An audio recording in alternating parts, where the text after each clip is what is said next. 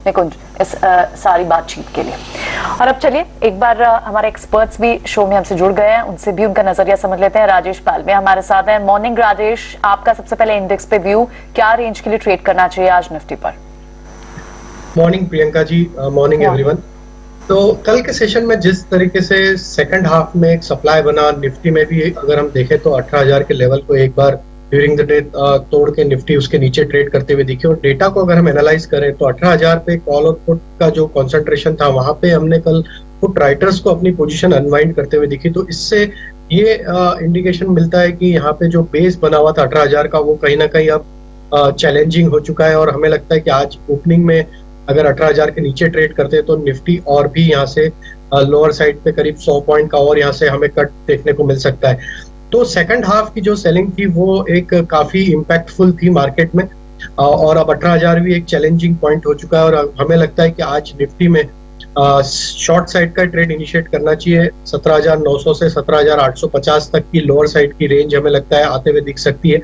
तो 18,060 के stop loss से निफ्टी में शॉर्ट करने की सलाह रहेगी। रेंज हमें लगता है अब यहाँ से जो एक्सपायरी पॉइंट ऑफ व्यू से 1 से 2 ट्रेडिंग सेशन की जो रहनी चाहिए वो रहनी चाहिए 17,850 से 18,100, ये एक रेंज रहेगी। जब तक हम 18,100 के ऊपर नहीं क्रॉस करेंगे, मार्केट में ट्रेडिंग पॉइंट ऑफ व्यू से सेल ऑन राइज वाली स्ट्रेटेजी को ही अडॉप्ट करना चाहिए, और बाउंस मिलता है तो वहां पे शॉर्ट का ही ट्रेड इनिशिएट करना चाहिए। ऑलराइट, तो ये रहेगा इंडेक्स पर व्यू राजेश का। राजेश, वेरी क्विकली आपकी पिक्स होंगी कोई? जी, तो पहला पिक जो हाई रिस्क रहेगा वो रहेगा मेटल स्पेस से। मेटल स्पेस में काफी सेलिंग प्रेशर हमने देखा कल के सेशन में भी। उसमें हिंडाल्को का स्ट्रक्चर अगर देखें तो जिस तरीके से उसमें नियर टर्म चार्ट पे ब्रेकडाउन देखने को मिल रहा है, अगर हम देखें तो एक अप स्लोपिंग ट्रेंड लाइन का ब्रेकडाउन उसमें वीकली चार्ट पे विजिबल है। तो हिंडाल्को पे हम यहाँ पे शॉर्ट करने की सलाह देंगे। 456 के स्टॉप लॉस से हिंडाल्को फ्यूचर शॉर्ट किए जा सकते हैं। हमें लगता है हिंडाल्को में और यहाँ से डाउन साइड 428, 425 तक आते हुए दिख सकती है।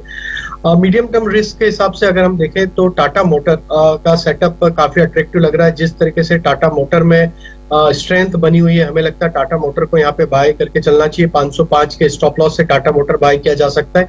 अपसाइड के टारगेट हमें लगता है टाटा मोटर में शॉर्ट टर्म में जो आ सकते हैं वो 555 तक के अपसाइड के टारगेट आते हुए दिख सकते हैं। तो ऑटोमोबाइल में क्लियर कट एक आउट परफॉर्मेंस टाटा मोटर में देखने को विजिबल है। लो रिस्क कैटेगरी में हम आईटी स्पेस पे जाना चाहेंगे, और उसमें हमें टीसीएस काफी प्रॉमिसिंग लग रहा है। पिछले 2-3 सेशन में देखें तो काफी अच्छी रिकवरी टीसीएस में लोअर साइड से देखने को मिली। स्टॉक अब अपने 20 डे मूविंग एवरेज के ऊपर कंटिन्यूसली सस्टेन करते हुए दिख रहा है। तो टीसीएस में हम एक शॉर्ट टर्म के हिसाब से बाय करने की सलाह देंगे। 3650, 3650 का अपसाइड के टारगेट हम एक्सपेक्ट कर रहे हैं टीसीएस में आते हुए दिख सकते हैं। तो 3500 के स्टॉप लॉस से टीसीएस भी बाय करने की सलाह है। ठीक है, तो राजेश सर के तो 3 ट्रेड हो गए। हिंडाल्को को बेचना है, टाटा मोटर्स को खरीदना है, टीसीएस को भी ध्यान रखना है। इन तीनों शेयरों में से एक गौर करने वाली बात है, 2 तो टाटा ग्रुप के ही शेयर्स हैं, टाटा मोटर्स और टीसीएस, जिसपे बाय की कॉल आ रही है। ब्रजेश सिंह भी मेरे साथ जुड़ चुके हैं, उनसे भी जरा करते हैं बातचीत। ब्रजेश सर, बहुत बहुत शुक्रिया, थैंक यू वेरी मच। एक बार जरा आपका व्यू पॉइंट भी चाहिए निफ्टी पे, जरा पहले निफ्टी का बताइए, फिर शेयर पता करेंगे आपसे sir. Good morning rigging Nifty की बात करें तो ओवरऑल ट्रेंड वीक है। जैसे राजेश जी ने कहा कि अगर हम shorter term time frame of chart में देखें तो lower tops lower bottom formation हो रहे हैं, जो इंडिकेट कर रहे हैं कि बिकवाली देखने को मिल रही है। 18,190, 18,350 ये एक ऊपर का रेजिस्टेंस है। जब तक ये क्रॉस नहीं करता तब तक मुझे नहीं लगता कि हमको एक शॉर्ट कवरिंग देखने को भी मिलेगी। नीचे का अगर हम दायरा लेके चलें तो 17,700, 17,400 ये एक दायरा है। तो मोटा मोटा 17,400 से लेके 18,350 का एक दायरा है। डेफिनेटली बिकवाली की ही सलाह रहेगी। स्पॉट की वैल्यू लेके चलूंगा, लगभग 18,000 के आसपास में निफ्टी बंद हुआ है। मेरा मानना यह है कि मौजूदा स्तर पे ही लेके बेचने की ही सलाह रहेगी। 18,050 के आसपास का रेजिस्टेंस है, उसका हम स्टॉप लॉस लेके बेचने की सलाह देंगे। नीचे में जो टारगेट निकल के आ रहे हैं वो लगभग 17,820 के हैं और 17,770 के हैं। ये 2 लेवल है नीचे में जो अचीव हो सकते हैं आने वाले दिनों में, 1 से 2 दिन के लिहाज से। आप ये कह रहे हैं कि थोड़ा और वीकनेस आ सकती है, जैसे राजेश सर भी कह रहे हैं। अब आप अपने ट्रेड बता दीजिए, आपके आज के सौदे कौन से हैं? डेफिनेटली जैसे कि राजेश जी ने भी कहा, तो मोबाइल सेक्टर या ऑटो एंसिलरी सेक्टर्स में बाइंग देखने को मिली है। फॉलो अप डिफेंसिव सेक्टर में अगर हम देखें तो टेक्नोलॉजी स्टॉक्स। तो पहला जो स्टॉक्स रहेगा वो रहेगा मदरसन सुमी। ओवरऑल चार्ट में एक पुल बैक देखने को मिला है, तो मेरा ऐसा मानना है 250 के आसपास में बंद हुआ है, उसी का मौजूदा स्तर पे बाइंग करें। 242 का स्ट्रिक्ट स्टॉप लॉस लेके चलें, 263 का टारगेट है और मेरा ऐसा मानना है कि 2 से 4 दिन में ये टारगेट अचीव हो सकते हैं। दूसरा जो स्टॉक्स रहेगा वो ऑटो सही रहेगा, महिंद्रा एंड महिंद्रा चार्ट पे अच्छा लग रहा है, लगभग 960 के आसपास में बंद हुआ है। इमीडिएट टारगेट जो लग रहे हैं मेरे को 990 के लग रहे हैं और स्टॉप लॉस रहेगा 938 का, ये भी 2 से 4 दिन के लिहाज से, तो ये मीडियम रेस वाला है। और जो डिफेंसिव बेट है उसमें बिरला सॉफ्ट रहेगा, जो कि चार्ट पे अच्छा पुल बैक दिखा रहा है, एक बेस फॉर्मेशन हुआ है और आने वाले दिनों में आपको एक नया उच्चतम स्तर देखने को मिलेगा। लगभग 438 के आसपास में बंद हुआ है, तो 470 का टारगेट है, ये मिनिमम टारगेट मैं बोल रहा हूँ, इसके ऊपर भी जा सकता है, लेकिन मिनिमम टारगेट 470 का लेके चलेंगे और स्टॉप लॉस रहेगा हमारा 425 का। ठीक है, तो ब्रिजेश सर ने भी अपने 3 ट्रेड दिए, इन्होंने भी M&M को चुना है, मदरसन सुमी को चुना है जो कि ऑटो से है, और एक IT वाला शेयर है बिरला सॉफ्ट, इसको उन्होंने चुना है। 263 का टारगेट मदरसन सुमी में है। तो 6 सौदे, सेक्टोरल चर्निंग, F&O का डाटा, ग्लोबल का आउटलुक अब तक आपको मिल चुका है। छोटा सा ब्रेक ले रहे, ब्रेक के बाद तुरंत लौट रहे।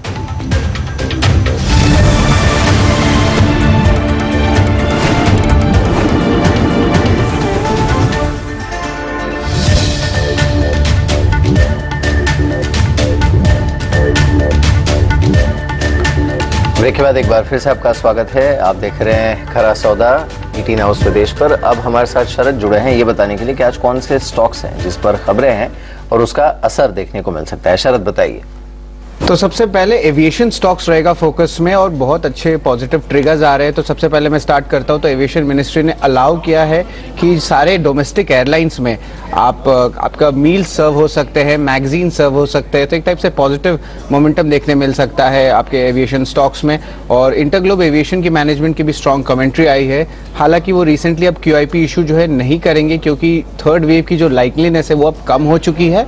और उसके अलावा रेवेन्यू रिकवरी जो अगले 2 से 3 साल में देखने का एक्सपेक्टेशंस है वो ज़्यादा है। उसके अलावा राकेश झुनझुनवाला जी के जो बैक्ड कंपनी आकाशा एयरलाइंस, उन्होंने 72 बोइंग एयरक्राफ्ट की ऑर्डर दी है और ऑर्डर का वैल्यू तो ऑलमोस्ट $9 बिलियन पे है। और बहुत अच्छा से जो ऑर्डर को जो लेने की बात हो रही है वो लगभग 2022 के शुरुआत में होगी और प्लेन खुद ऑपरेशनल हो जाएगी समर ऑफ 2022 में। उसके अलावा पावर सेक्टर्स भी रहेंगे फोकस में, क्योंकि जो पावर जनरेशन की कंपनी है जो long term power purchase agreement sign करती हैं, उनमें जो है अब रिन्यूएबल की जो एनर्जीज है उन्हें भी शामिल किया जा सकता है। अलग से एक पावर परचेज एग्रीमेंट बनाने की कोई ज़रूरत नहीं है। और जब भी इसमें कोई प्रॉफिट आएगी तो डिस्कॉम्स के साथ ये लोग 50-50% शेयर कर सकते हैं। तो एक टाइप से पॉजिटिव मोमेंटम देखने मिल सकता है आज पावर स्टॉक्स को लेके। ITC भी रहेगा फोकस में। उनकी जो होटल आर्म है 130 रूम की एडिशन की हुई एक होटल जयपुर में उनके मेमेंटस ब्रांड को जो एक्सपैंड की है, तो वो एक टाइप से एक अच्छी मूवमेंट है। अब डील्स की बारे में बात कर लेते हैं, तो सबसे पहले रहेगा फोकस में तानला प्लेटफॉर्म्स। तो अजीम प्रेम जी की जो 2 फंड्स हैं उन्होंने लगभग 250 करोड़ दे के 1.5% स्टेक जो है तानला प्लेटफॉर्म्स में जो है खरीदारी कर ली है। ऑलरेडी एक और डोमेस्टिक इंस्टीट्यूशनल इन्वेस्टर था जो SBI लाइफ इंश्योरेंस था, जो 836 रुपए के भाव में एंट्री किए थे।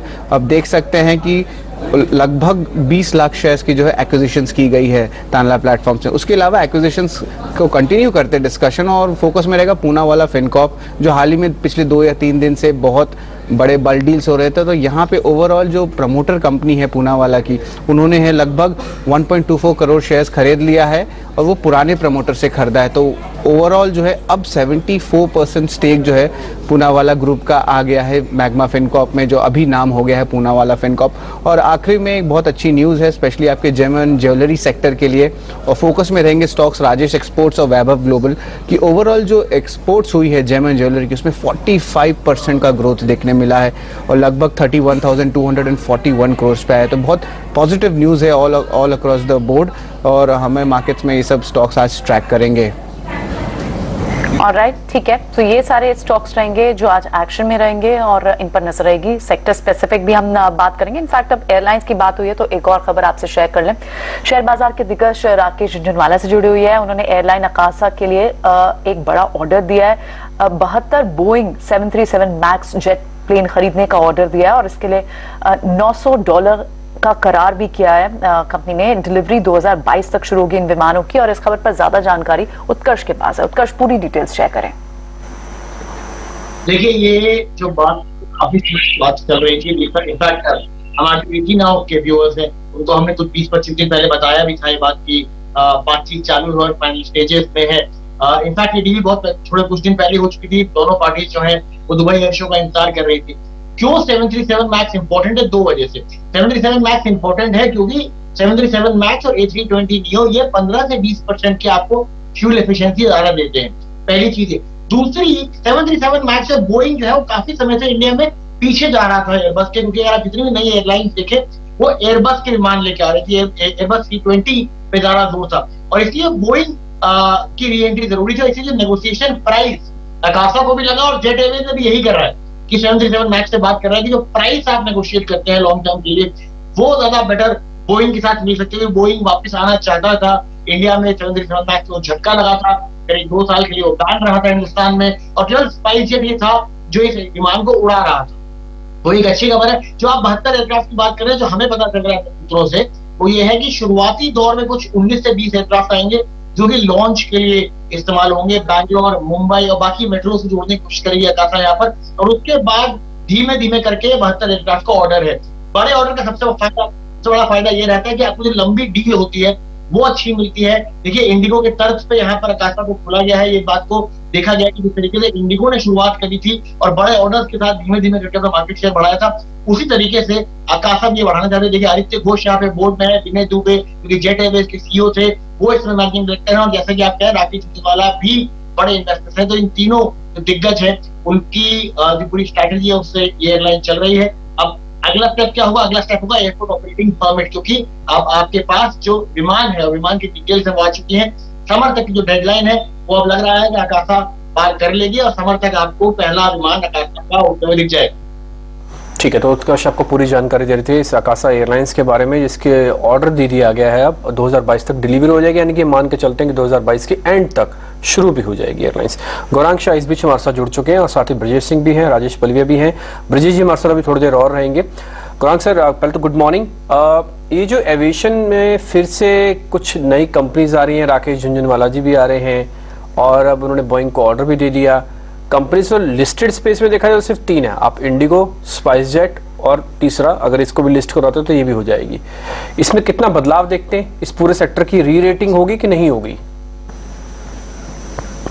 धन्यवाद डिम्पी और आप सभी को शुभ प्रभात हमारे तरफ से। आपको तो एक पुनर्जन्म हुआ है इस महामारी के बाद और धीरे धीरे करके जब परिस्थिति फिर से न्यूनतम स्तर पर आ रही है और आज अभी अभी आपके संवाददाता या सहयोगी बता रहे थे कि खाने पीने की पदार्थ और पढ़ने के लिए अखबार फ्लाइट पे उपलब्ध कराई जाएगी, तो शायद फूड एंड बेवरेजेस के तरफ से जो आमदनी है वो भी आती हुई दिखाई देगी आने वाले समय में। लेकिन ये देखना होगा कि कितने गति से आगे बढ़ता है। और उड़ान क्षेत्र सिर्फ भारत देश में ही नहीं, पूरे दुनिया भर में अगर आप देखने जाए तो बहुत ही नकारात्मक सी परिस्थिति से गुजर रहे हैं। खाली एक एयरलाइन मेरे ख्याल से है जो मुनाफे में चल रही थी, बाकी अन्य घाटे में चल रही थी, नुकसान में चल रही थी। तो ये परिवर्तन जो हुआ है वो बेहतर के लिए हुआ है। और अगर आप कुछ प्रवासी के आंकड़े भी देखें पिछले 2 या 3 महीनों में, तो वो निरंतर ऊपर जा रहे हैं। ये मैं स्थानीय प्रवास की बात कर रहा हूँ, क्योंकि विदेशी प्रवास को लेकर के अभी भी कुछ प्रतिबंध है फ्लाइटों को लेकर के, कुछ गिनी चुनी फ्लाइटें कामकाज कर रही हैं। तो हमें तो लग रहा है कि, और हमारी पसंद काफी लंबे समय से, जब से आईपीओ आया था डिम्पी, तब से इंटरग्लोब एविएशन यानी कि इंडिगो रही है और ये सबसे बड़ी एयरलाइन है। एलसीसी मॉडल में सबसे सफलतापूर्वक काम करती है। बड़ी संख्या में इनके पास हवाई जहाज है और उतना ही बेहतरीन उनका मार्केट शेयर और रियलाइजेशन पर सीट। दिक्कत एक ही है डिम्पी के कच्चे तेल के जो दाम में उबाल आया था उसको लेकर के एटीएफ यानी कि एविएशन टरबाइन फ्यूल में अच्छे खासे इजाफे दिखे थे। उम्मीद करके चलते हैं कि कच्चे तेल के दामों में इतना उबाल ना आए और थोड़ा बहुत निचला स्तर देखने मिले। और ये जो परिवर्तन हुआ है बेहतर के लिए और जो कुंडली या काया पलट हुई है उड़ान क्षेत्र की, इसमें अगर किसी एक स्टॉक को अगर आपको चुनना है तो हम आज के तारीख में भी इंटरग्लोब एविएशन पसंद करेंगे।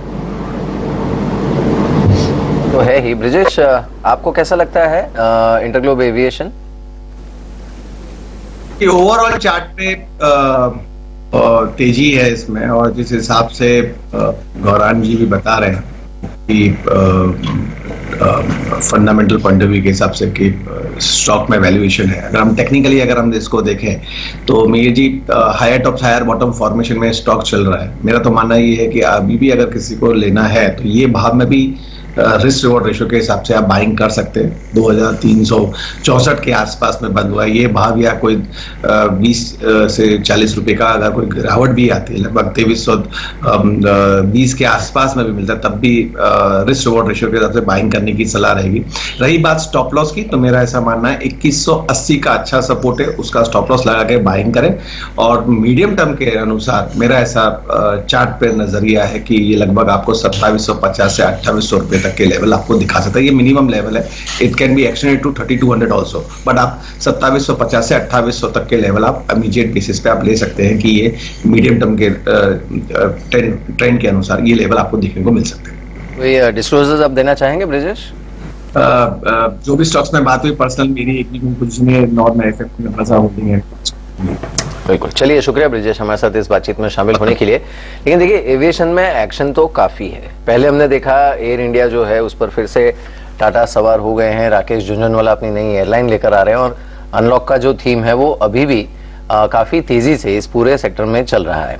ईटी नाउ स्वदेश के मैनेजिंग एडिटर निकुंज दालमिया ने बात की है देश की सबसे बड़ी एयरलाइन इंडिगो के सीईओ रोनाजॉय दत्ता से। चलिए सुनते हैं उन्होंने क्या कहा। If I could just talk about the market share, what you have, the market share of 50% plus does give you a dominant edge. It is quality and it is size of operations which do kick in when it comes to managing a large fleet size like Indigo. Could there be a price war? Could there be disruption? Could there be Tata's trying to come back and want to gain more market share, and that may hurt the incumbents? Do you see this kind of a price war in the skies? No, because it's good to have healthy, economically responsible competitors, and I believe that is what the Tata Group will be. Comparatively, I wouldn't classify the old Air India as an economically responsible airline. We know that for years they were funded by taxpayers, so obviously they were not pricing the product correctly. Therefore, I think this is good again from a pricing standpoint to have not airlines which are floundering, not sure where they're going, have a clear vision, have a clear cost structure, and then price responsibly. So I think I don't foresee any price wars. I see only responsible pricing. Let me ask my next question not on behalf of a shareholder but on behalf of a consumer. Yes. I wanted to travel on the long Diwali weekend and I had to shell out in 5-digit for an air ticket to Delhi to Mumbai. Yes. Do you think air prices today are a function of high fuel prices and consumers are paying more, or this is pure demand which is coming back, which in a sense is giving pricing power back to airlines? So let's talk of pricing of airlines in India. The first point is that Indian air ticket prices are the lowest in the world. Okay, they're the lowest in the world. We know the cost pressures we face, especially with ATF and high taxes and so forth. तो चलिए अब aviation sector के बाद दूसरी और sectors की भी रुख करते हैं। प्राइमरी मार्केट्स की बात करते हैं, वहां काफी एक्शन है और आज से गो फैशन का आईपीओ खुल रहा है। गो फैशन आईपीओ पर पूरी डिटेल्स के साथ हमारी सहयोगी विनी हमसे जुड़ी हुई है। विनी, पूरी डिटेल्स बताएं इस आईपीओ के बारे में। गो फैशंस जो इंडिया का one of the largest women bottom where brand है इंडिया में, और वो अपना ब्रांड नेम गो कलर्स, हम जानते हैं उसको, कलर्स ब्रांड के अंडर वो अपने प्रोडक्ट्स बेचते हैं। तो उनको वहाँ पे कंपनी मेनली एंगेज्ड है development, designing, sourcing, marketing, retailing women bottom wear product में। करंटली कंपनी की मार्केट शेयर है अराउंड 8% जो ब्रांडेड वुमेन्स बॉटम वेयर में है, ये अकॉर्डिंग टू FY 2020 है।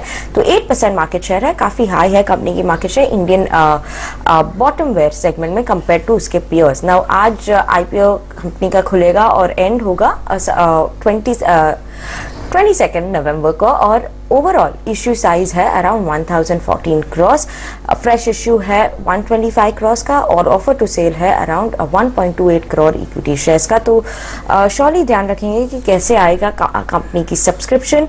और देखा जाए तो गो कलर्स जो ब्रांड है वहां पे उसका one of the highest EBO sales है per square feet compare to peers as well, one of the highest है, तो काफी अच्छा EB सेल्स है, highest sales per square feet है, one of the highest sales, तो वो भी अच्छा है काफी कंपनी का। ओवरऑल रेवेन्यू भी देखा जाए तो 2021 में थोड़ी कम आई है रेवेन्यू प्रॉफिटेबिलिटी कंपनी की, क्योंकि कोविड की सिचुएशन की वजह से इम्पैक्ट हुआ था कंपनी का रेवेन्यू, बट उसके अलावा प्रीवियस ईयर्स में कंपनी ने काफी स्ट्रॉन्ग रेवेन्यू ग्रोथ किया है और प्रॉफिटेबिलिटी भी कंपनी की काफी स्ट्रॉन्ग आई हुई है प्रीवियस ईयर्स में, पर 2021 में थोड़ी दिक्कत है क्योंकि कोविड सिचुएशन के अलावा ध्यान रखना पड़ेगा, तो उसकी वजह से हम लोग देखेंगे कि अब कैसे होगा गो कलर्स का सब्सक्रिप्शन, और हम आपको अपडेटेड रखेंगे कि कैसे आ रहे हैं गो कलर्स के सब्सक्रिप्शन।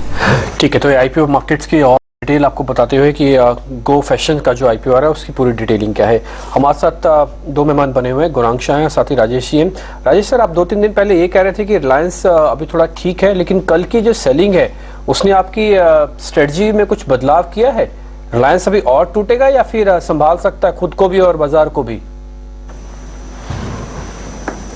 तो डिम्पी जी देखिए, कल की सेलिंग जो थी वो काफी सिग्निफिकेंट इम्पैक्ट दिया है नियर टर्म चार्ट स्ट्रक्चर पे। स्टॉक अब 50 डे मूविंग एवरेज के नीचे भी फिसलता हुआ दिख रहा है, और जिस तरीके से कल के सेशन में सप्लाई देखने को मिला है स्टॉक में, हमें लगता है यहाँ से 2480 2470 ये दो इम्पोर्टेंट लेवल रहेंगे, वहां तक हमें लगता है ये स्टॉक में और भी प्रेशर एक्सटेंड होते हुए दिख सकता है।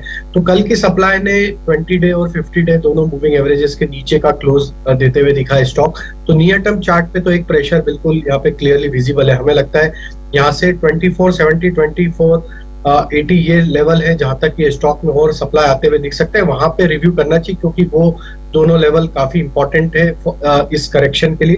अगर ये लेवल को अगर होल्ड करता है तो वहां से एक प्रोबेबिलिटी है कि पुल बैक का ट्रेड बनते हुए दिख सकता है, तो 2470 के आसपास हम इसको वापस रिव्यू करेंगे। बिल्कुल। गौरांग, कल मारुति पर जो मूव था उसमें are you tempted to change your preference? Because कल इसकी काफी बातचीत हो रही थी कि टाटा मोटर्स में ऑलरेडी हमने काफी आउट परफॉर्मेंस देखा है, उसके बाद महिंद्रा में भी देखने को मिला, मारुति का जो कल का अपमूव है उसे आप कैसे देख रहे हैं? तो मीर, सबसे पहले तो ये बात बताना चाहूंगा कि अमूमन सभी ऑटोमोबाइल क्षेत्र से जुड़ी हुई कंपनियों पर हम खरीदारी की राय दे रहे हैं। मारुति, टाटा मोटर, M&M, अशोक लेलैंड, दो पहिया वाहन बनाने वाली कंपनियां, कमर्शियल व्हीकल बनाने वाली company Ashok Leyland, tractor, Escorts पर खरीदारी की राय। अभी मारुति में पसंदगी तो रहेगी। कल का जो ऊपर का तरफ का पड़ाव आया, मेरे ख्याल से एक तरीके का एक दायरा बना हुआ था, और दायरे से बाहर निकलने के बाद हमने एक बेहतरीन चाल देखी। लेकिन मुझे तकलीफ इस चीज से, और आज भी मैं पढ़ रहा था खबरों में कि मारुति का मैनेजमेंट या मारुति की कंपनी इलेक्ट्रिक व्हीकल्स में 2025 तक उतरने की कोई इनकी रणनीति नहीं है। मीर, तकलीफ यह है कि आज के तारीख में जिस तरीके से उपभोक्ताओं ने दोनों हाथों से अपनाया है इलेक्ट्रिक व्हीकल्स को, वो अपने आप में काबिल तारीफ है। और वहां पर अगर किसी एक कंपनी ने अपने कदम बेहतरीन तरीके से जमाए हैं या फिर बादशाहत हासिल की है, तो वो है टाटा मोटर। M&M भी अभी दूसरी तिमाही के मैनेजमेंट के बाद हमने मैनेजमेंट से टिप्पणी सुनी थी कि वो भी एक SPV के द्वारा इस क्षेत्र में और कदम बढ़ाएगी। लेकिन अगर आप इतनी नकारात्मक परिस्थिति में जी रहे हैं, और अगर आप भारत के सबसे बड़ी पैसेंजर व्हीकल बनाने वाली कंपनी है, तो आपको मेरे ख्याल से ये काफी समय पहले सोचना चाहिए था। और ये टेक्नोलॉजी आइस इंजन से इलेक्ट्रिक इंजन में जाने वाली एक रात की बात नहीं है, इसमें बहुत समय लगता है। आपको अपना पूरा प्रोडक्शन लाइनअप चेंजेस करना पड़ता है और पूरी स्ट्रैटेजी चेंज करनी पड़ती है। तो खरीदारी की तो राह है, लेकिन कल के जो 7% के ऊपर के हमने पड़ाव देखे थे, अगर आप मुझे ये प्रश्न पूछेंगे कि आज सुबह में हिम्मत करके किसी को ऐसे ऊपरी स्तर के निवेश की राय दी, तो वो मैं नहीं दूंगा, क्योंकि मुझे लग रहा है कि थोड़ा बहुत करेक्शन आता है तब जाकर के आप नया निवेश करें मारुति में, और अगर आपका पुराना निवेश है तो आप बने रह सकते हैं। छोटा सा ब्रेक ले लेते हैं, ब्रेक के बाद तुरंत लौट रहे हैं, फिर और स्टॉक्स की भी चर्चा करेंगे, कुछ और इंपॉर्टेंट टॉपिक्स पे आपके सामने रखेंगे।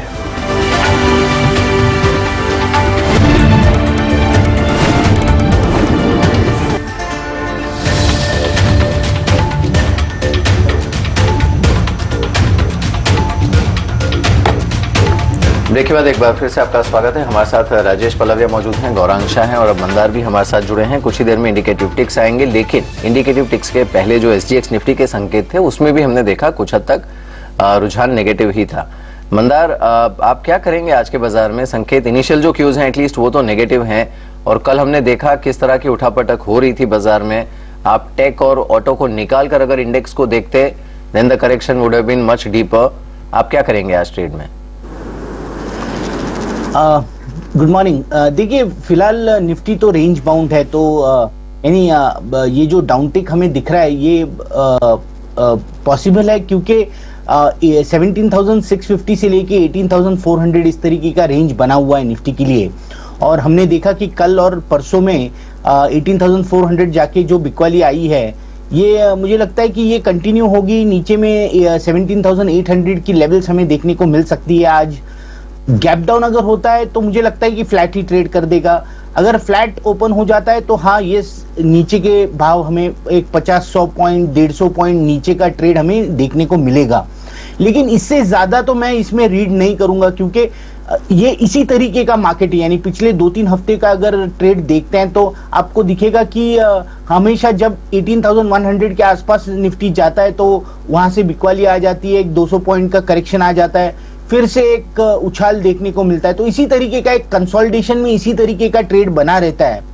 जब भी आपको ऐसे लगने लगता है कि हाँ अब ऊपर के भाव देखने को मिलेंगे, तब बिकवाली आ जाती है, और जब ऐसे लगता है कि अरे अब बिकवाली शुरू हो गई तो तभी बाइंग आ जाता है और वहीं का वही मार्केट रह जाता है। तो ये एक डिफिकल्ट काइंड ऑफ पीरियड है कंसोलिडेशन का, लेकिन इसके साथ तो हमें चलना चाहिए, क्योंकि ये कंसोलिडेशन जो है ये अच्छा लगता है मुझे। ये कंसोलिडेशन के बाद वाली जो मूव है ये बढ़िया होगी। और एक चीज हमें ध्यान में रखनी है कि ये स्क्रिप्ट स्पेसिफिक मार्केट है। जो स्टॉक्स भागे हुए हैं, जो स्टॉक्स ने ऑलरेडी एक मूवमेंट दिखा चुकी है, उनमें प्रॉफिट बुकिंग तो आना ही आना है, और उसके वजह से ये कंसोलिडेशन।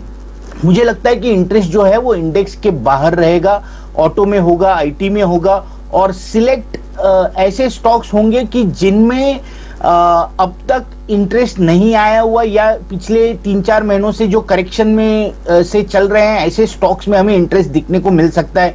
फॉर एग्जांपल बीएसई है, कैम्प्स हैं, ऐसे स्टॉक्स है कि जिनमें इंटरेस्ट हमें देखने को मिल सकता है। ठीक है, तो आप भी कह रहे हैं कि कंसोलिडेशन अच्छा है, जैसे सर्फ एक्सेल वाले बोलते हैं ना दाग अच्छे हैं, तो इसी तरह से अब मार्केट्स के लोग भी बोल रहे हैं कंसोलिडेशन ठीक है, कंसोलिडेशन अभी तो चल जाना चाहिए।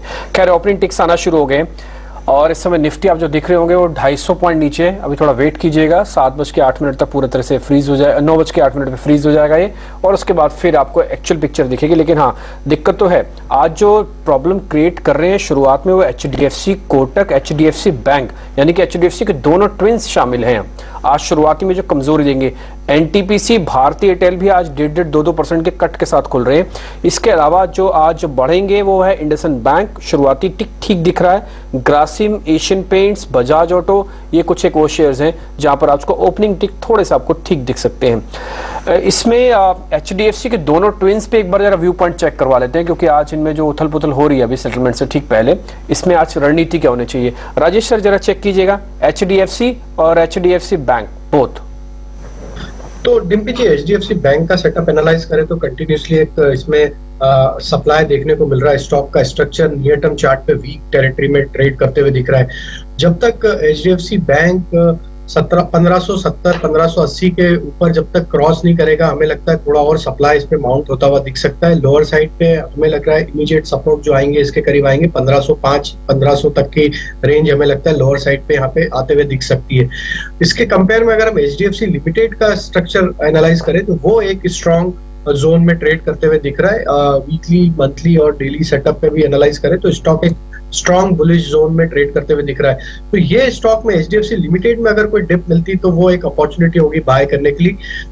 हमें लगता है अगर ये स्टॉक यहाँ पे 2940, 2920 की रेंज में अगर अवेलेबल होता है तो वो एक अपॉर्चुनिटी होगी बाय करने के लिए। 2860 के स्टॉप लॉस से हमें लगता है वापस से स्टॉक में अप ट्रेंड, जैसे ही मार्केट में रिकवरी आएगी तो स्टॉक में वापस अप ट्रेंड रिज्यूम होते हुए दिखेगा।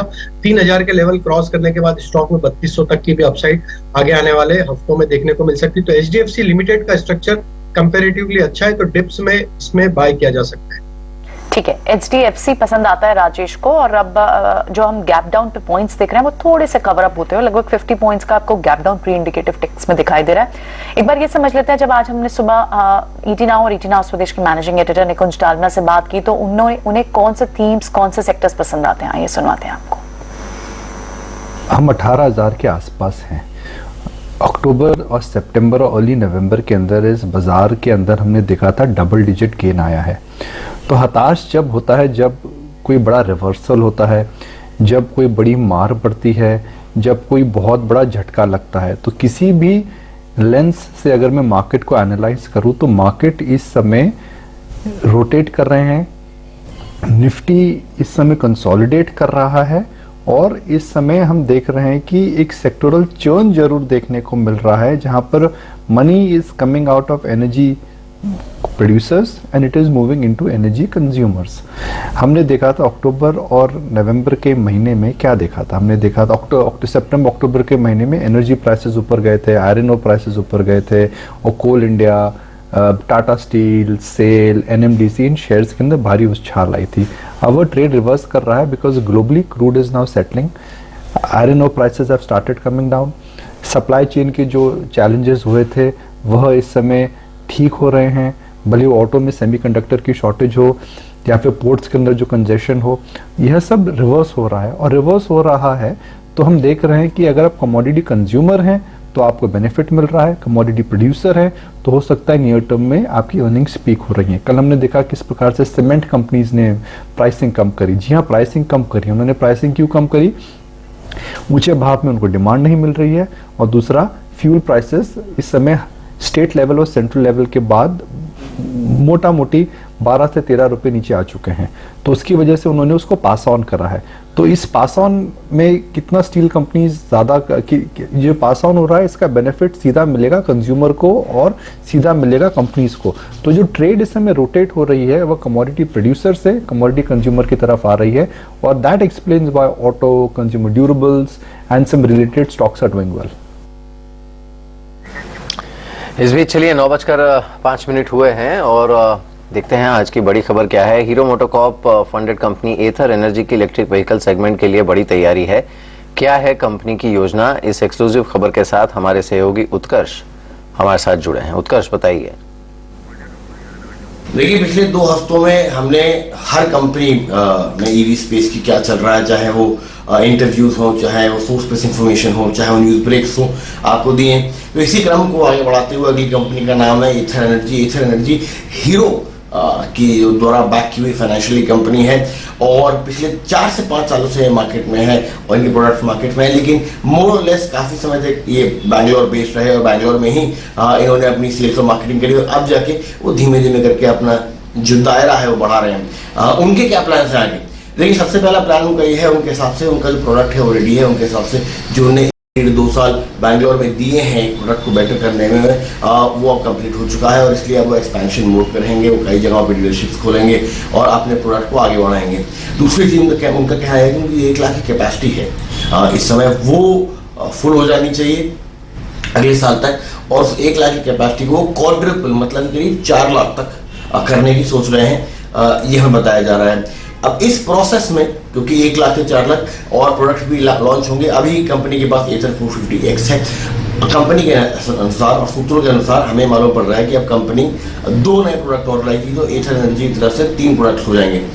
फिर बात आती है आखिर में फंडिंग की, जो हमारे सोर्स बता रहे हैं कि कंपनी फंडिंग ढूंढ रही है और 1 साल के अंदर ही वो फंडिंग जुटा लेंगे अपनी जो एक्सपेंशन प्लान्स हैं उसके लिए। अभी तक ये बात नहीं सामने आई कि कंपनी कितनी फंडिंग उठाएगी और कितना फंडिंग के बारे में कंपनी सोच रही है, लेकिन फंडिंग के प्लान कंपनी के पास है, हमारे सोर्सेज ने बताया है। एथर का प्लान, ओला का प्लान बड़ा अलग है। अगर आप देखें, एथर की जो स्ट्रैटेजी रही है वो ये थी कि पिछले 2-3 साल तक वो बैंगलोर में लगातार रहे, उन्होंने अपने प्रोडक्ट को परफेक्ट किया, और अब बड़ा कर रहे हैं। ओला ने जो कोशिश करी थी वो स्टार्ट विद द बैंग जैसे कहते हैं वो करी थी। अब लॉन्ग टर्म में देखना होगा कि ये ओला होगा, एथर होगा, बजाज होगा, TVS होगा, या ओला की ही जिस कंपनी ने ओला को बैक किया हीरो मोटोकॉर्प, वो होगी जो अपने इलेक्ट्रिक व्हीकल से मार्केट में मार्केट शेयर बढ़ाएगी। पर एक बात साफ है कि अगर आप 2 व्हीलर खरीदना चाहते हैं और EV में खरीदना चाहते हैं, आपके पास बहुत ऑप्शन होने वाले हैं। ये बात तो बिल्कुल तय है कि ई व्हीकल्स को लेकर पूरी तरह से देश में अब नई नई कंपनीज उतर रही हैं, नए मॉडल्स उतर रहे हैं, कारोबार को बढ़ाने की कोशिश हो रही है। कुछ लिस्टेड कंपनीज हैं और कुछ में कुछ गैर लिस्टेड कंपनीज में, जिसमें एथर भी एक शामिल थी। खैर आगे बढ़ते हैं, इसी सेगमेंट की ही कुछ एक और कंपनीज की चर्चा करते हैं। राजेश सर, मेरे को ना आज एक ही कंपनी खरीदनी है ऑटोज में, या तो मैं टाटा मोटर्स को खरीदूं जो आपकी आज की कॉल है, और एक और दूसरा दिख रहा है M&M, क्योंकि ज्यादातर एक्सपर्ट्स उस पर भी बुलिश हैं। एक ही चुनना है, आपके वाला शेयर और दूसरों वाला शेयर M&M। देखिए डिम्पी जी, कंटिन्यूटी बनी हुई टाटा मोटर में, तो टाटा मोटर का सेटअप तो मुझे अट्रैक्टिव लग रहा है, तो टाटा मोटर के साथ जाना चाहिए। जिस तरीके से इसके कल के क्लोज थे, हमें लगता है कि आज स्टॉक अगर 519-520 के रेंज में अगर ओपन होता है और वहां सस्टेन करता है, तो बिल्कुल हमें लगता है कि एक अच्छा अपमूव यहाँ पे बनते हुए दिख सकता है। कंटिन्यूटी बनी हुई है, स्टॉक का काफी स्ट्रॉन्ग सेटअप है अक्रॉस ऑल टाइम फ्रेम, तो टाटा मोटर के साथ जाना चाहूंगा। सेकंड प्रायोरिटी बिल्कुल M&M रहेगी। M&M का भी सेटअप पॉजिटिव है, और जिस तरीके से M&M की भी कल क्लोजिंग हुई है, हमें लगता है M&M भी यहाँ से बाय किया जा सकता है। तो फर्स्ट चॉइस तो टाटा मोटर ही रहेगी बाय करने की। एक टफ क्वेश्चन हो रहा है आपसे, ये 17,940 पे निफ्टी ना सेटल हुआ है, ये शुरुआती झटका अगर थोड़ा और लगता है 17,900 तक आएगा कि इसके नीचे भी जा सकता है? इसकी चांसेस की प्रोबेबिलिटी कितनी है, परसेंटेज में बताइएगा सर, मेरे को उसमें जल्दी समझ में आएगा। तो 60% प्रोबेबिलिटी है कि 17,900 के नीचे भी एक बार ओपनिंग के बाद नीचे फिसल सकता है।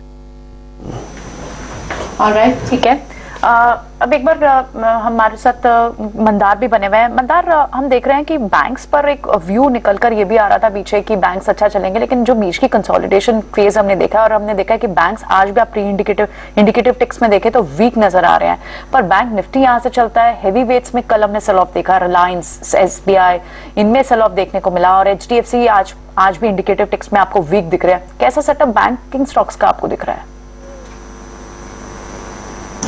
देखिए, बैंक निफ्टी अगर देखते हैं तो बैंक निफ्टी फिलहाल तो सपोर्ट पे लग रहा है। ये 38,395 का एक सपोर्ट लेवल है, इसमें ये इंपॉर्टेंट लेवल है। ये अगर ब्रेक होता है तो फिर यहाँ से 1000 पॉइंट का फॉल हमें बैंक निफ्टी में भी देखने को मिल सकता है, जिस केस में बैंकिंग स्टॉक्स खराब हो सकते हैं। अब इंडिविजुअल स्टॉक्स अगर बैंकिंग वाले देखते हैं, फॉर एग्जांपल SBI से अगर स्टार्ट करते हैं, तो SBI में एक बढ़िया सी मूव देखने को मिली, और पिछले 2 हफ्तों में जो करेक्शन देखने को मिल रहा है वो भी अभी तक सपोर्ट ब्रेक नहीं हुआ है। 487, 485 इस तरीके के सपोर्ट लेवल्स बनते हैं अभी भी स्टॉक में, तो देखना चाहिए कि ये किस तरीके से ये लेवल पे रिएक्ट करता है। ये अगर ब्रेक कर लेता है नीचे में तो फिर खराब हो जाएगा, लेकिन ये सपोर्ट वॉच करनी इमीडिएट बहुत जरूरी है। और उसी तरीके से बैंक निफ्टी के केस में भी सपोर्ट लेवल पे ट्रेड कर रहा है, इसलिए वो भी देखना जरूरी है। अब ICICI बैंक भी हमें एक बढ़िया सी मूव दिखा चुका है। अब करंट लेवल पे देखते हैं तो एक गैप छोड़ के ये स्टॉक चला था, तो वो गैप फिल कर रहा है 760 के लेवल पे, यानी क्या, तो 760 का इसमें ICICI बैंक के केस में भी इंपॉर्टेंट सपोर्ट है। तो मुझे लगता है कि ये सपोर्ट लेवल्स किस तरीके से रिएक्ट करते हैं ये देखना जरूरी है। ये अगर सरवाइव कर लेते हैं तो बैंक निफ्टी भी जो 38,395 का सपोर्ट है वो भी सरवाइव कर लेगा, और वो अगर वैसा अगर होता है तो बढ़िया सी बात होगी, क्योंकि वो अगर सपोर्ट ब्रेक होता है तो फिर खराब होगा। तो इसलिए मुझे लगता है कि दिन में हमें ये लेवल्स रिव्यू करनी चाहिए, लेकिन फिलहाल ये सपोर्ट पे है तो सपोर्ट लेवल्स वॉच करने हैं। सपोर्ट लेवल्स वॉच करने होंगे बैंक निफ्टी, और स्पेशली हम बात कर रहे थे SBI की। मेटल्स आपको क्या दिख रहे हैं? मेटल्स हम लगातार देख रहे हैं कि एक वीकनेस दिखा रहे हैं, वहां पर आप कैसे देख रहे हैं मेटल इंडेक्स को? मेटल्स सारे के सारे मेटल स्टॉक्स जो हैं वो बहुत चल चुके हैं, यानी पिछले अगर 1.5 साल का मूव देखते हैं और शुरुआत अगर टाटा स्टील से करते हैं, जिसने एक बहुत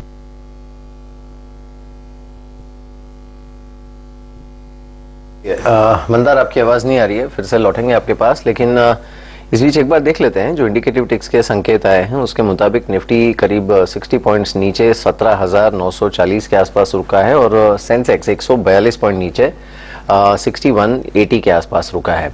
तो देखना होगा बाजार खुलने के बाद क्या गिरावट और थोड़ी गहराती है या फिर इन्हीं लेवल्स के आसपास रहता है। SGX निफ्टी करीब 81 पॉइंट्स नीचे इंडिकेटिव टिक्स में, SGX निफ्टी करीब 81 पॉइंट्स नीचे है और निफ्टी इंडिकेटिव टिक्स में करीब 60 पॉइंट नीचे। लेकिन सेलिंग प्रेशर जहां पर देखने को मिल सकता है, इसमें Hindalco, Bharti Airtel, RIL, HDFC bank, Axis bank, HDFC और कोटक बैंक, ये कुछ काउंटर्स हैं जहां पर हो सकता है आपको आज शुरुआत में कम से कम नेगेटिव रुझान देखने को मिले, तो इस पर नजर रखनी होगी। और साथ ही आज एविएशन स्टॉक्स पर भी नजर रहेगी। कल बड़ी खबर आई भी है, यहाँ पर राकेश झुंझुनवाला ने तैयारी कर ली है। उन्होंने इनफैक्ट 70 से ज्यादा एयरक्राफ्ट्स का ऑर्डर दिया है बोइंग को, और अगले साल उनकी एयरलाइन भी शुरू होने की संभावना है। तो ये कुछ एक सेक्टर्स जहां पर कल हमने बहुत अच्छा मोमेंटम देखा था, जैसे ऑटो है या फिर टेक्नोलॉजी स्टॉक्स, और साथ ही आज के लिए एविएशन, इस पर नजर रखनी होगी। एटलीस्ट इस समय इंडिकेटिव टिक्स में हमने देखा कि रुझान ठीक ही देखने को मिल रहा है कुछ एक स्टॉक्स पर। तो अब बारी है आज के हमारे स्वदेश हीरो की। दुनिया की इकोनॉमी की दशा दिशा तय करने वाली कई संस्थाओं के साथ भारत के नीति आयोग के उपाध्यक्ष रह चुके अरविंद पनगड़िया को आज हमने हमारा स्वदेश हीरो चुना है। पहले एक बार देख लेते हैं, उनके बारे में जान लेते हैं।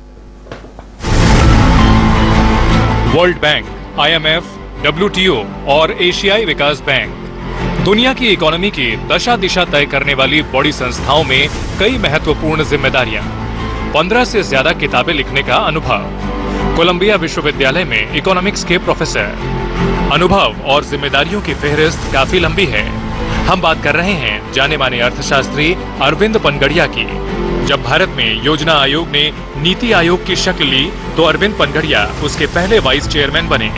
पद्म भूषण से सम्मानित अरविंद पनगड़िया को हमने चुना है अपना स्वदेश हीरो। पनगड़िया जी, स्वागत है आपका 18 आवर स्वदेश पर। आज बेल बजाकर आप मार्केट ओपनिंग कीजिए हमारे लिए।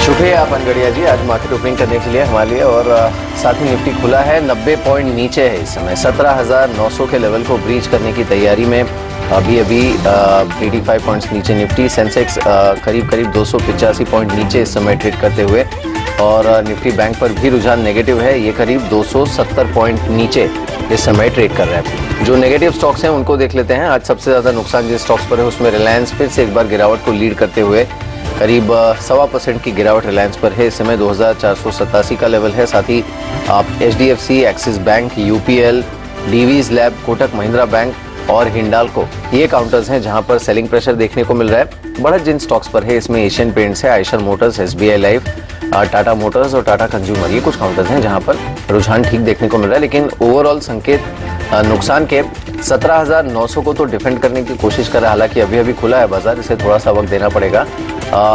सेंसेक्स जो है वो करीब 275 पॉइंट नीचे इस समय ट्रेड करते हुए, और निफ्टी बैंक ये भी करीब 280 पॉइंट नीचे 38,000 का लेवल जो है उसे भी इसने खुलने के बाद टेस्ट किया है। बिल्कुल। और देखिए अगर आप सेक्टर वाइज देखें, मेरी जैसी कल सिचुएशन दिख रही थी उसी तरह की आज हम ओपनिंग दिखा रहे हैं। आईटी और ऑटो ये दो स्पेस हैं जो आपको फिलहाल हरे निशान में दिखाई दे रहे हैं। उसके अलावा सारे सेक्टर्स आपको लाल निशान में। सबसे ज्यादा आपको गिरावट दिखेगी तो उन दो पैक्स में जिसकी अभी हमने बात की, मेटल और बैंकिंग स्पेस।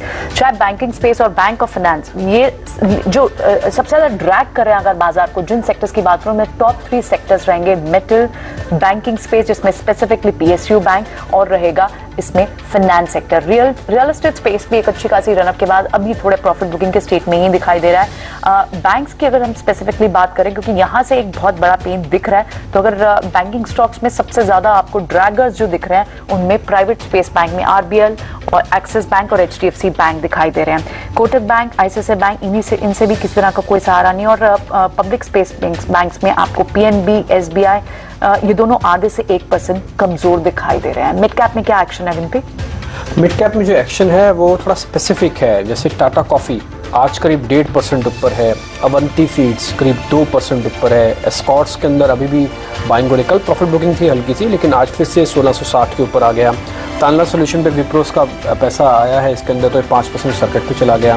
वैभव ग्लोबल पे खबर ये आई थी कि जेम्स एंड ज्वेलरी का एक्सपोर्ट अच्छा बढ़ा है, 45% का गेन आया, तो वैभव ग्लोबल ऊपर है।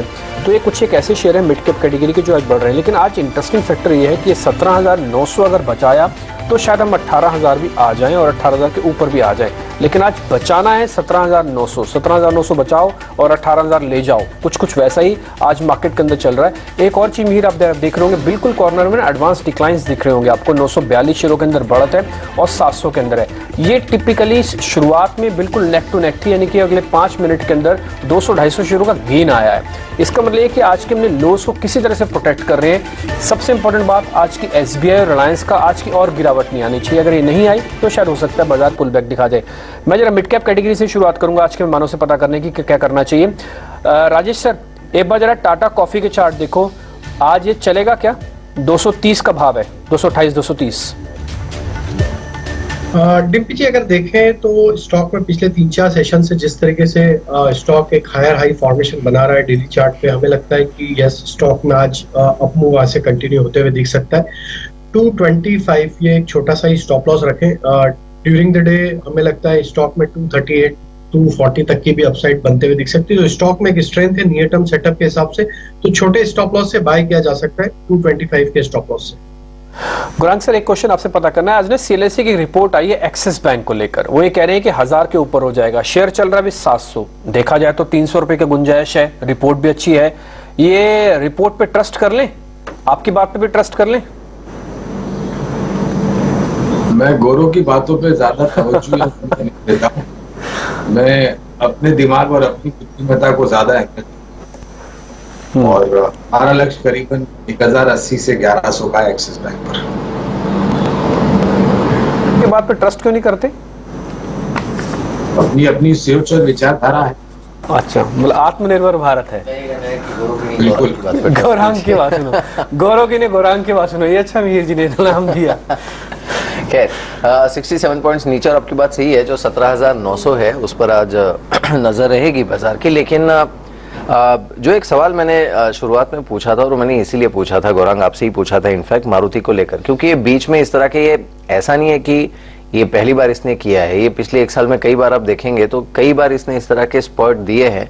एक दिन सडनली बड़ा बूम दे देगा, उसके बाद फिर से साइडवेज हो जाएगा, आपकी पेशेंस टेस्ट करेगा।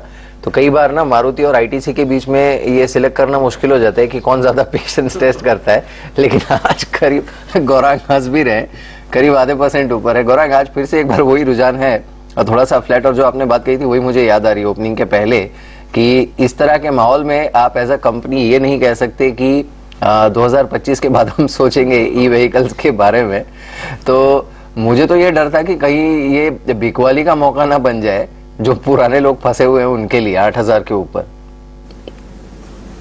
मैं बिल्कुल सहमत हूँ आपकी बात से, और मेरे ख्याल से ज्यादा तकलीफ होती है ITC वाले शेयर धारकों को, क्योंकि मारुति कम से कम आपको 6-8 महीने में या फिर 3-4 महीने में 6-8-5% के ऊपर के दायरे तो दिखा देता है और फिर लुढ़क जाता है। और यही बात है मिहिर, एक तो आपके पास जो आइस इंजिन हैं, यानी कि जो कन्वेंशनल फ्यूल से चलते हैं, मिसाल के तौर पर पेट्रोल और डीजल पर, चिप की शॉर्टेजेस को लेकर के आपके जो आंकड़े आ रहे हैं वो बहुत ही नकारात्मक आ रहे हैं। और ये परिस्थिति मेरे ख्याल से शायद तीसरी तिमाही के अंत तक या फिर शुरुआत चौथी तिमाही में सुधर सकती है सप्लाईज को लेकर के चिप की। और आप एक नकारात्मक परिस्थिति में जी रहे हैं जहां पर आप बिल्कुल नहीं सोच रहे कि आपको ऑल्टरनेटिव इलेक्ट्रिक व्हीकल की जो टेक्नोलॉजी है वहां पर आपको जाना है।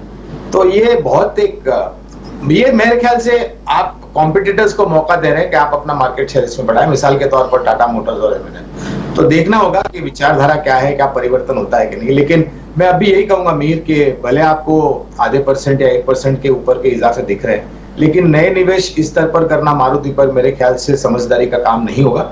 आपके पास पुराना निवेश है तो आप बने रह सकते हैं, लेकिन नए निवेश के लिए मेरे ख्याल से थोड़ा बहुत करेक्शन का इंतजार करें। बिल्कुल। इस बीच इंसिडेंटली देखिए टाटा मोटर्स ही आज का टॉप गेनर भी है, निफ्टी का करीब 10% ऊपर 527 पर है। मंदार खुला है बाजार, नेगेटिव रुझान के साथ ही खुला, 5-7 मिनट हो गए हैं, कोई पिक्स आप देना चाहेंगे?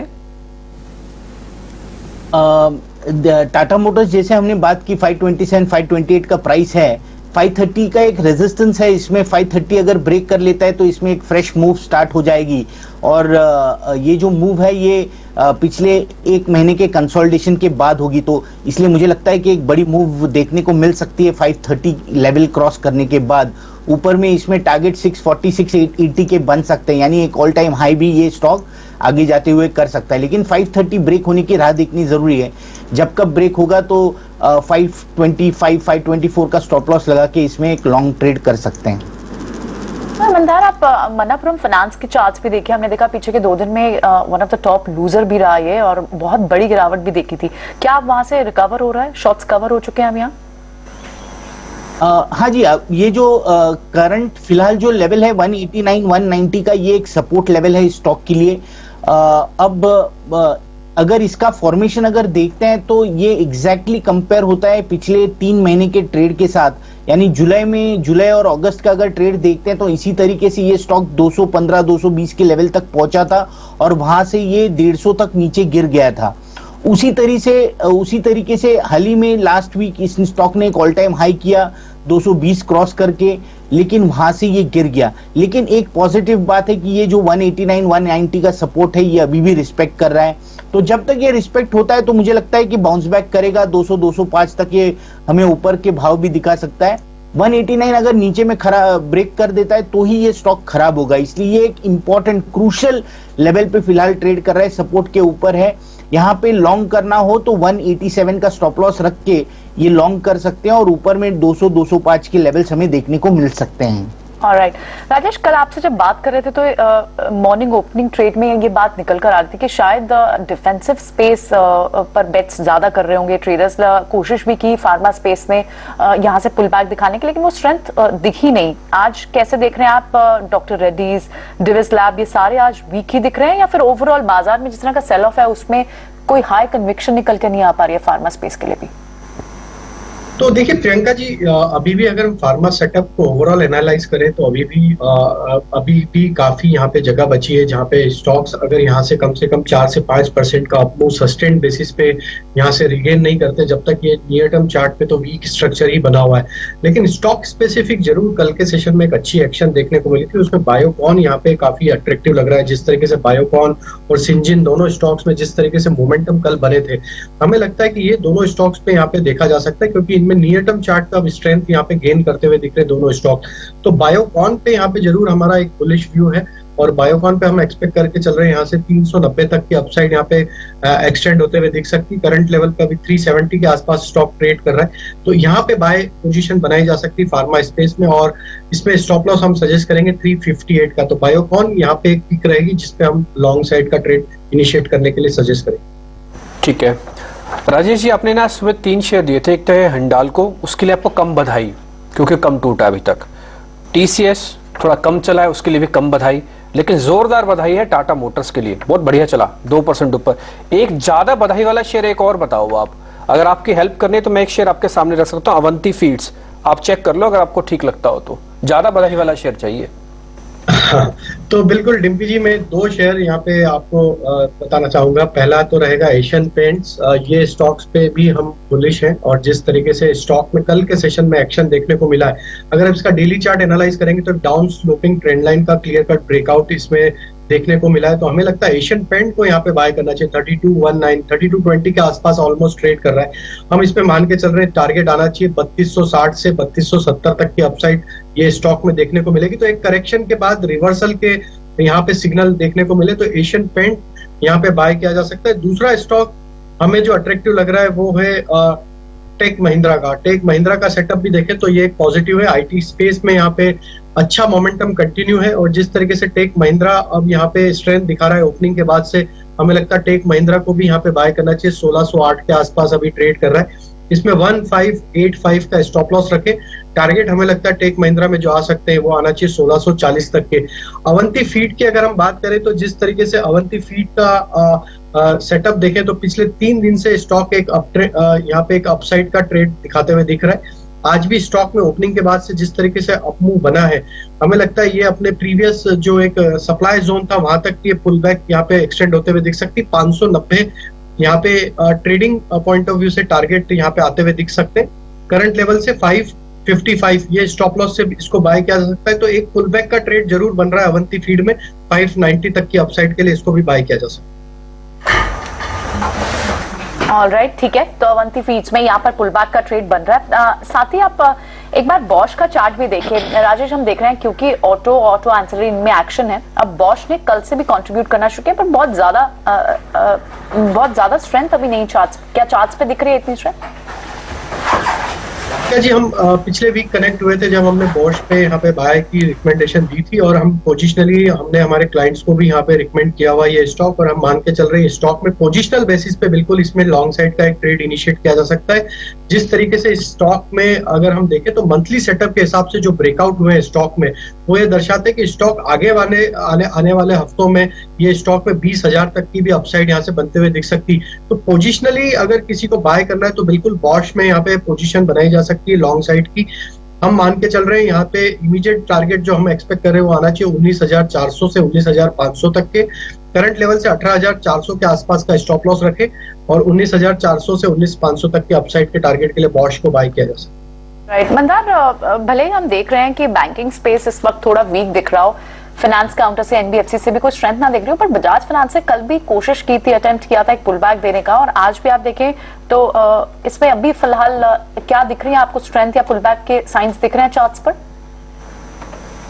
नहीं, बजाज फाइनेंस फिलहाल तो कंसोलिडेशन में होने की वजह से इस तरीके का मूव हमें देखने को मिल रहा है कि एक दिन नीचे का ट्रेड, एक दिन ऊपर का ट्रेड, तो उसी तरीके का ये ट्रेड है। अब आज की जो अपटिक हमें ये चार्ट पे दिख रही है, ये सरवाइव कर सकती है। यहाँ पे एक छोटा सा रेजिस्टेंस है 7593 के लेवल्स पे, ये अगर ब्रेक करता है तो ऊपर में 7640 7650 की लेवल्स हमें देखने को मिल सकती है। लेकिन ये लेवल जरूर वॉच कीजिए, यानी किसी को अगर इंटरेस्ट हो बजाज फाइनेंस ट्रेड करने में तो 7593 का लेवल वॉच करना जरूरी है। लेकिन मुझे लगता है कि आज इंटरेस्टिंग स्टॉक कैम्स रहेगा, जैसे मैंने सुबह भी आपको बताया। कैम्स में 3219 ऐसी एक इंपॉर्टेंट लेवल है, इसके ऊपर अगर ये स्टॉक ट्रेड करता है तो इसमें एक बड़ा सा मूव हमें ऊपर में देखने को मिल सकता है।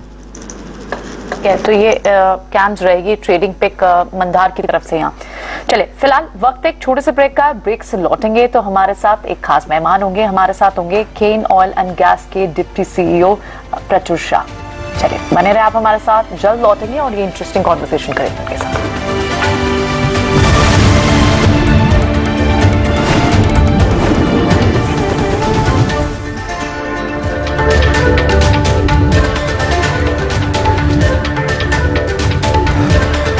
Welcome back. आप देख रहे हैं ईटीवी स्वदेश। एक स्पेशल वॉइस आज हमारे साथ जुड़ रही है एनर्जी की फील्ड से, Cairn oil and gas, Cairn India के डेप्यूटी सीईओ प्रचुर शाह हमारे साथ जुड़ रहे हैं। मिस्टर शाह, गुड मॉर्निंग, और ईटीवी स्वदेश पे बात करने के लिए बहुत बहुत धन्यवाद।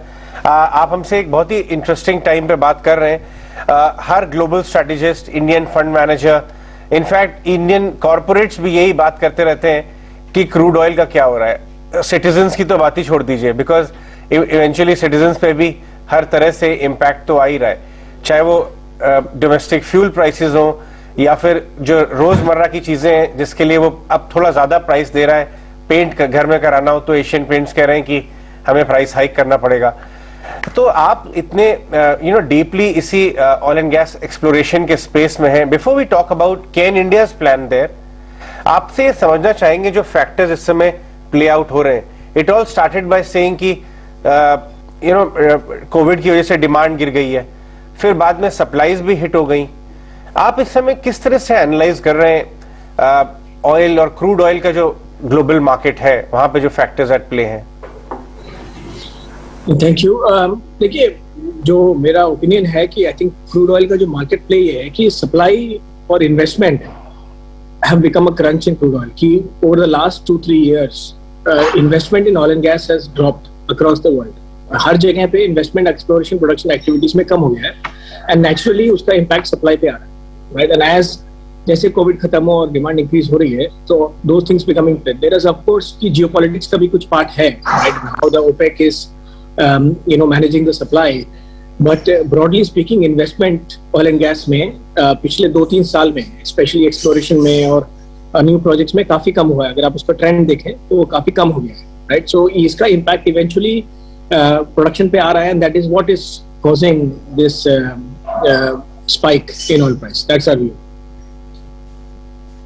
लेकिन प्रचुर ये आपने सही कहा, लेकिन ओवरऑल आपका व्यू इस समय प्राइसिंग को लेकर क्या है? क्योंकि जाहिर सी बात है, ये एक ऐसी इंडस्ट्री है जो कि सीधी लिंक्ड है इकोनॉमिक रिवाइवल से, और वो हम देख रहे हैं ग्लोबली हो रहा है, बट इट्स वेरी अनइवन. 6 महीने पहले चाइना शायद काफी सॉलिड रिकवरी में था, अब थोड़ा सा वहां पे कंसर्न्स हैं. यूएस में हमने अच्छी रिकवरी देखी है, भारत में काफी अच्छी रिकवरी. सो एक एक मैक्रो व्यू अगर लेना हो आपको इस समय, तो वो क्या होगा क्रूड पर? मैक्रो व्यू क्रूड का यही रहेगा कि देखिए, सप्लाई डिमांड का बैलेंस मेंटेन रखना पड़ेगा. I think OPEC will have to play its part, और इसके साथ साथ ऑयल एंड गैस का इन्वेस्टमेंट कंटिन्यू करना पड़ेगा ताकि सप्लाई क्रंच ना हो. तो अगर इंडिया के कंटेक्स्ट में आप बात करें, राइट, जो हमारा जो डोमेस्टिक प्रोडक्शन है, राइट, हमें उसमें कंटिन्यूसली इन्वेस्ट करना पड़ेगा ताकि हम अपनी सप्लाई को मेंटेन कर सकें.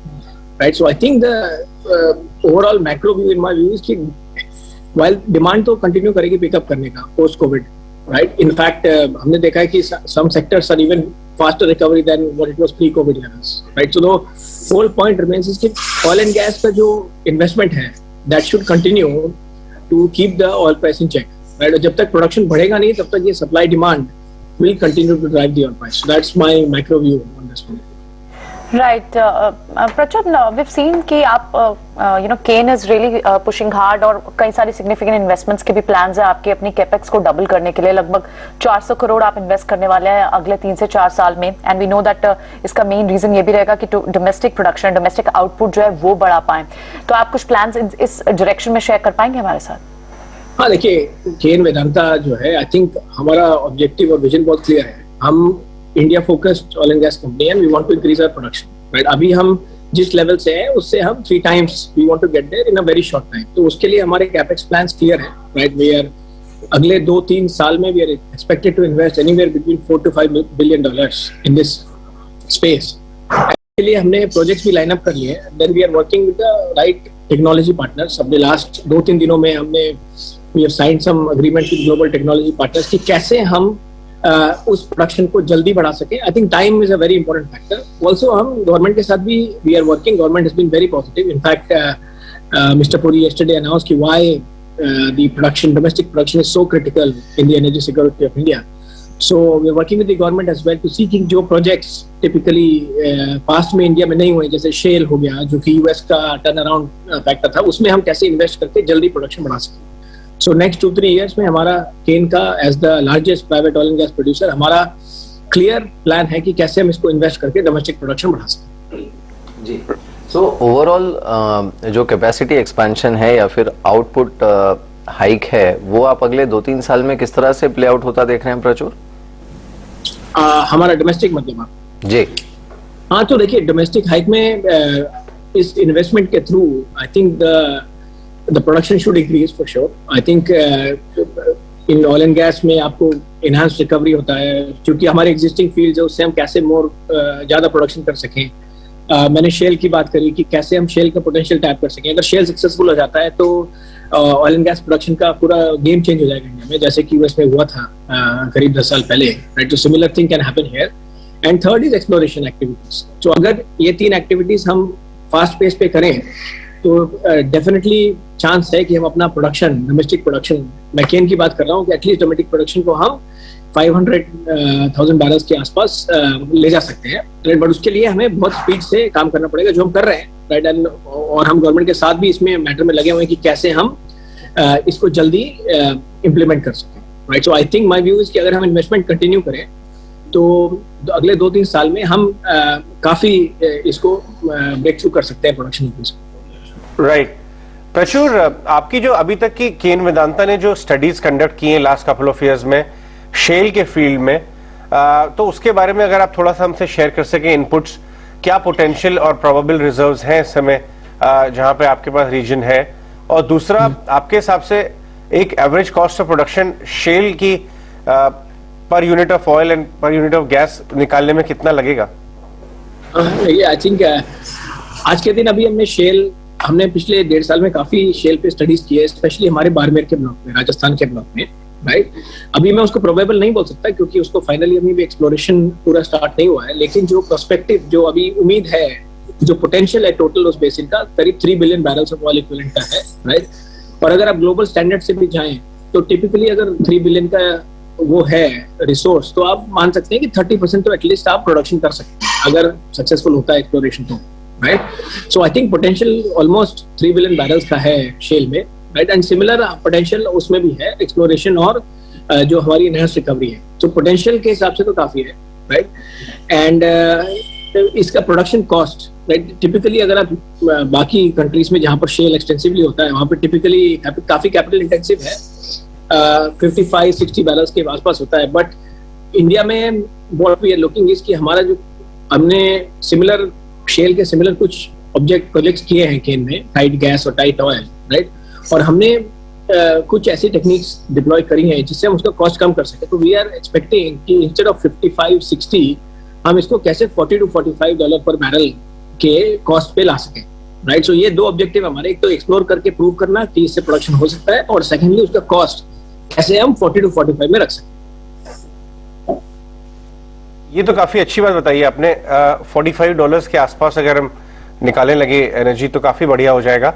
कितना, how far are you from that? आपके हिसाब से कितना टाइम लगेगा उसको, लग सकता है यहाँ से, किस स्टेज में है वो कि हम इस तरह के लो कॉस्ट पे निकालना शुरू कर देंगे क्रूड?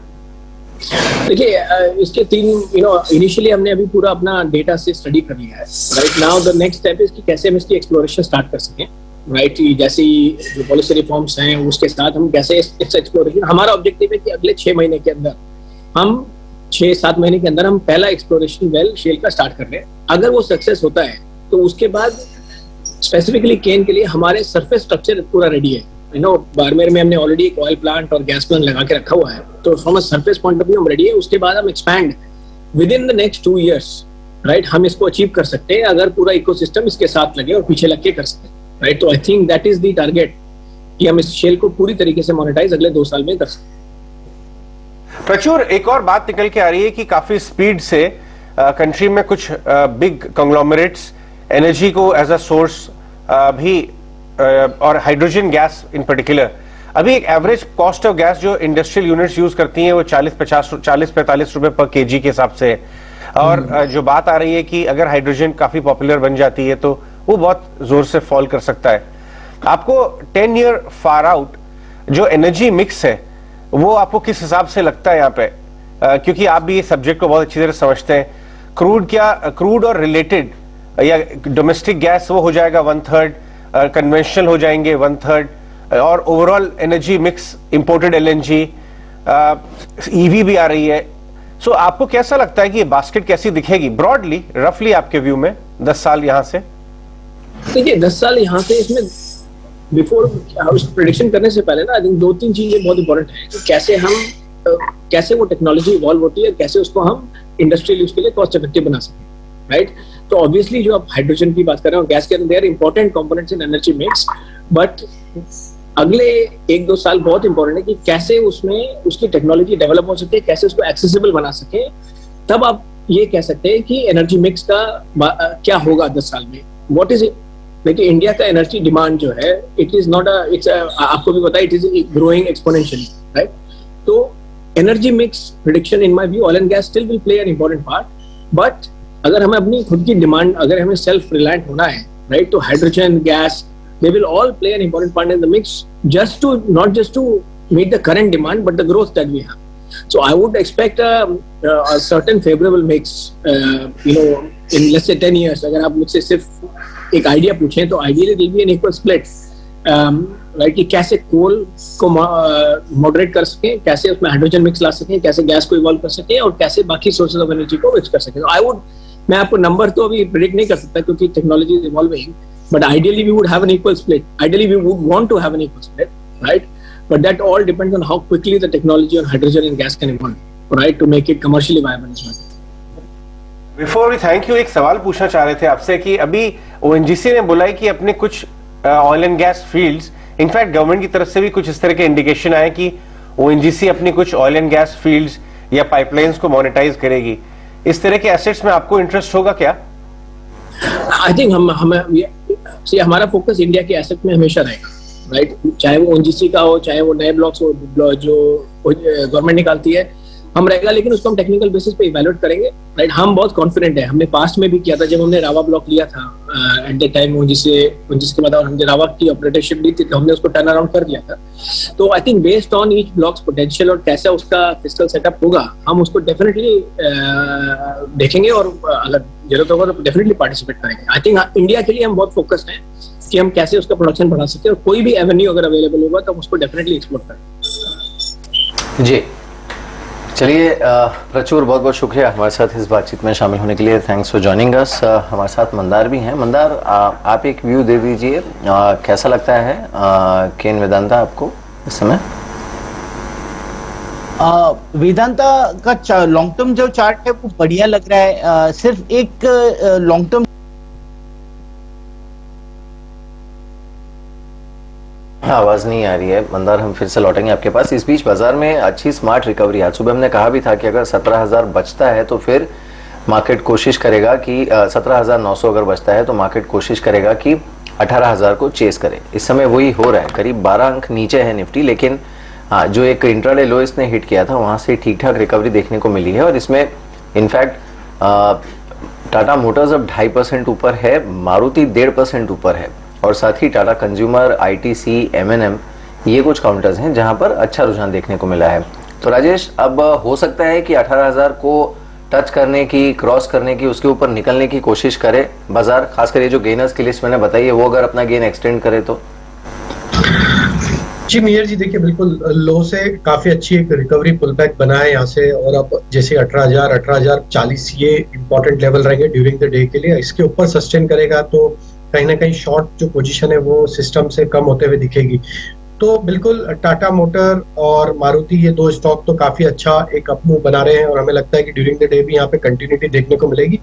दूसरा अच्छा डेवलपमेंट ये हुआ है कि 38,000 के लेवल को भी बैंक निफ्टी ने डिफेंड किया है, और अब बैंक निफ्टी भी पॉजिटिव जोन में आते हुए दिख रहा है। बैंकिंग स्टॉक्स एक लोअर साइड पे लो बनाने के बाद वापस एक रिकवरी का ट्रेड यहाँ पे बनते हुए दिख रहा है। तो हमें लगता है कि अगर थोड़ा कंट्रीब्यूशन बैंकिंग सेक्टर से भी आता हुआ दिखेगा तो बैंक निफ्टी यहाँ से 18,040 जो कि एक क्रूशियल जोन है आज के लिए, उसको भी क्रॉस करते हुए दिखेगा। अगर वो लेवल क्रॉस होता है तो कहीं ना कहीं एक नियर टर्म चार्ट पे एक बॉटम बन के यहाँ से मार्केट हायर साइड के लिए ट्रेड करते हुए दिखेगा। अभी यहाँ पे जो हमें लग रहा है स्टॉक अट्रैक्टिव लग रहा है वो एक रियल एस्टेट स्पेस से डीएलएफ को भी यहाँ पे देखना चाहिए।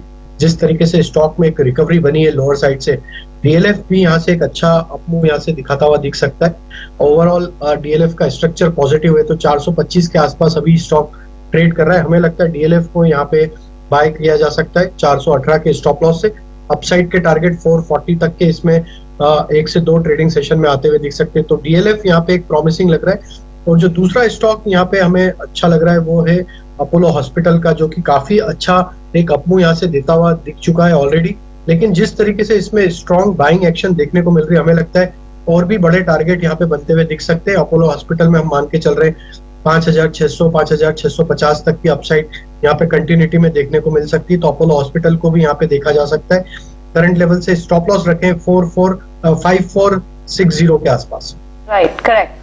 तो ये दो इस वक्त ट्रेड आइडेंटिफाई किया है राजेश ने। अगर बैंक निफ्टी को आप देखें तो मोर देन 300 पॉइंट्स रिकवर किया है। जब हम खुले एक बड़े गैप के साथ खुले थे, गैप डाउन के साथ खुले थे, और अब देखिए यहाँ पर रिकवरी हो गई है। अब बैंक निफ्टी हरे निशान में है, और इस रिकवरी को जो लीड किया है वो 2 बैंकिंग स्पेसेस स्टॉक्स ने लीड किया है। एसबीआई, अब आपको एसबीआई लगेगा लगभग 1.5% ऊपर, और दूसरा होगा इंडसइंड बैंक। मंदार, आपसे थोड़ी देर पहले जब हम बात कर रहे थे कि बैंकिंग स्पेस अगर कोई रिकवरी आती है स्पेसिफिकली एसबीआई से, हेवी वेट है, तो यहाँ एक सपोर्ट मिलता है। अब कैसा चार्ट पे दिख रहा है एसबीआई? देखिए एसबीआई बेसिकली फिलहाल 502 के लेवल पे ट्रेड कर रहा है। एक पॉजिटिव बात है कि सपोर्ट को रिस्पेक्ट कर लिया, यानी बैंक निफ्टी ने भी, और ये जो इंडिविजुअल स्टॉक्स हैं सुबह जो हमने डिस्कस किया एसबीआई, आईसीआईसीआई बैंक, ये सारे स्टॉक्स ने सपोर्ट लेवल्स को रिस्पेक्ट करके बाउंस बैक दिखाया है। तो ये एक पॉजिटिव बात है, और जब तक इसके ऊपर ये मेंटेन करेगा तब तक ये होल्ड करेगा, यानी बैंक निफ्टी भी होल्ड करेगा, और आगे जाते हुए बैंकिंग स्टॉक्स में रैली आने की, यानी मार्केट को लीड करने की क्षमता और बढ़ेगी। तो SBI अच्छा है। फिर RBL बैंक भी अगर आप देखो तो RBL बैंक में भी बढ़िया सा सपोर्ट लिया है, 210 205 के लेवल्स पे एक बढ़िया सा सपोर्ट इसमें भी बनता है। ये सारे बैंक्स में मुझे लगता है कि अगर कोई बैंक पहले चलना चाहिए तो वो RBL बैंक होगा, क्योंकि मुझे लगता है कि इसमें ना जैसे एक्सपायरी नजदीक आती है वैसे इसमें शॉर्ट कवरिंग आने की चांसेस और ज्यादा है, और ऊपर में 225 235 तक ये स्टॉक ऊपर चल सकता है। तो ये रहा बैंकिंग स्पेस से दो टॉप पिक्स रहेंगी मंदार की। राजेश, आप वेरी क्विकली एक बात बताएं, क्योंकि हम देख रहे हैं कि बैंक निफ्टी अब लाल निशान में फिर से फिसलता हुआ दिखाई दे रहा है। इंडेक्स पर यानी निफ्टी पर अगर किसी को सपोर्ट, इंडेक्स पर ऊपर की तरफ अगर कोई खींच सकता है बाजार, तो क्या वो रिलायंस रहेगा? क्या वहां से कोई पुल बैक एक्सपेक्ट करना चाहिए? देखिए, रिलायंस में जो कल के सेशन में सेलिंग थी उसके बाद अब जब तक ये रिलायंस का स्ट्रक्चर के हिसाब से अगर हम बात करें तो जब तक ये 2530 2540 का जोन क्रॉस नहीं करता है, जब तक स्ट्रेंथ इसमें रिगेन नहीं होगी नियर टर्म चार्ट पे, जैसा कि हमने ओपनिंग के पहले भी बात करी थी कि 2470 ये एक सपोर्ट एरिया है, वहां पे स्टॉक ऑलरेडी ट्रेड करते हुए दिख रहा है।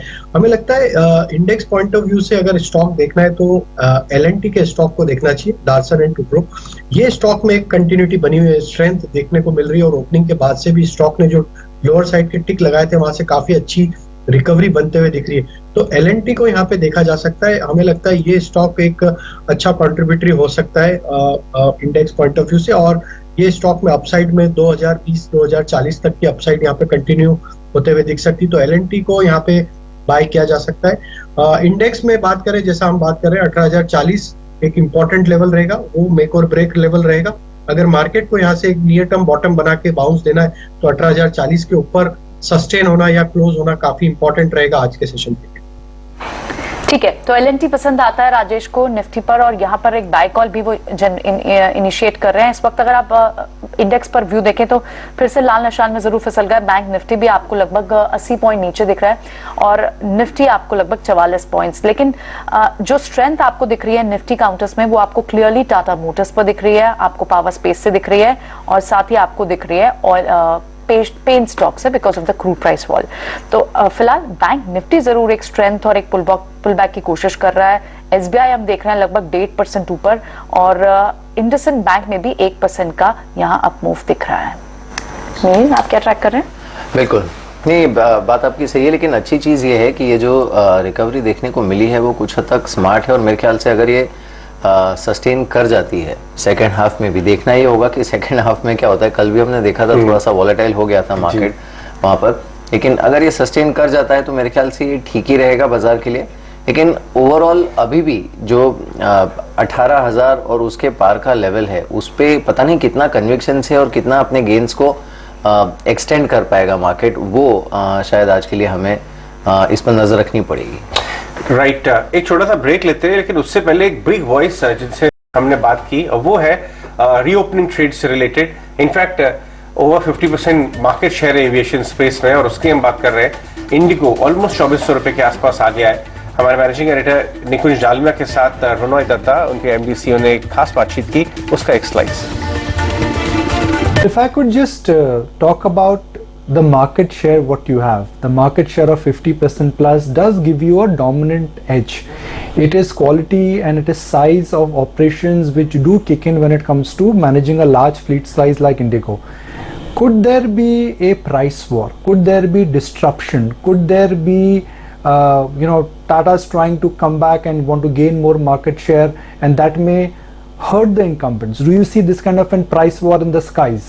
No, because it's good to have healthy, economically responsible competitors, and I believe that is what the Tata Group will be. Comparatively, I wouldn't classify the old Air India as an economically responsible airline. We know that for years they were funded by taxpayers, so obviously they were not pricing the product correctly. Therefore, I think this is good again from a pricing standpoint to have not airlines which are floundering, not sure where they're going, have a clear vision, have a clear cost structure, and then price responsibly. So I think I don't foresee any price wars. I see only responsible pricing. Let me ask my next question not on behalf of a shareholder but on behalf of a consumer. Yes. I wanted to travel on the long Diwali weekend and I had to shell out in 5-digit for an air ticket to Delhi to Mumbai. Do you think air prices today are a function of high fuel prices and consumers are paying more, or this is pure demand which is coming back, which in a sense is giving pricing power back to airlines? So let's talk of pricing of airlines in India. The first point is that Indian air ticket prices are the lowest in the world. Okay? They're the lowest in the world. We know the cost pressures we face, especially with ATF and high taxes and so forth. Yet, airfares in India are the lowest in the world. And not by a little bit, by a lot. Secondly, yes, prices are sometimes they're low, sometimes they're high. But as a consumer, if you are buying, I would say intelligently, if you're looking for a good deal, they're always there. You just have to plan your trip in advance and you will get a low price. Now the fact is that if you're going to be at last minute purchaser, yes, you will pay a high price, and that's the way airline pricing works. But the overall point is, on any global comparison, Indian prices are the lowest in the world.